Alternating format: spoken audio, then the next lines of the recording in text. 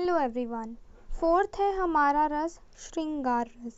ठीक है, यहाँ पे जो नायक और नायिका है, मतलब जो मेन कैरेक्टर है, फीमेल और मेल या स्त्री या पुरुष की जो प्रेमपूर्ण चेष्टाओं क्रियाकलापों का वर्णन होगा। ठीक है,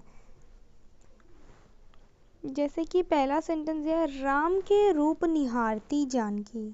ठीक है, जानकी मतलब सीता माता को कहा है।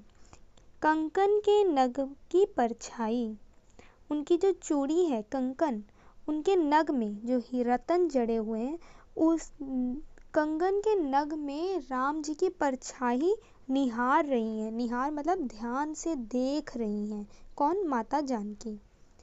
याते सबे सुध भूल गई, और इसी में ये निहारने में वो अपनी जो सुध है, पूरा जो बुद्धि है, वो भूल चुकी है। वो एकदम अपने मग्न हो गई है निहारने में। कर टेक रही पल टारट नहीं। पल का अर्थ है पलके जो हैं वो टार नहीं रही है, मतलब झपकाई रही नहीं है। वो कंटिन्यूअसली राम जी की परछाई उनके कंकन में के जो नग जो जड़ा हुआ है रतन, उसके अंदर देख रही हैं। तो ये प्यार भरी जो चीज़ें हैं वो दिखाई है, तो श्रृंगार रस में ये आता है।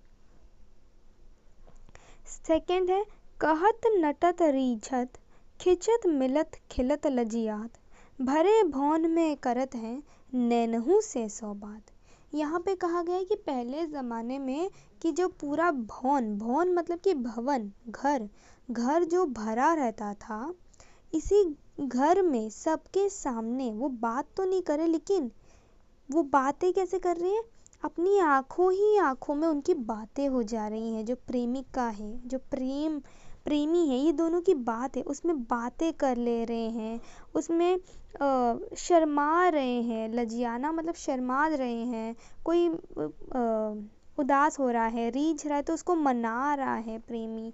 ऐसे पूरी बात उनकी आँखों में ही हो रही है। तो इससे ऐसे रस को हम श्रृंगार रस कहते हैं।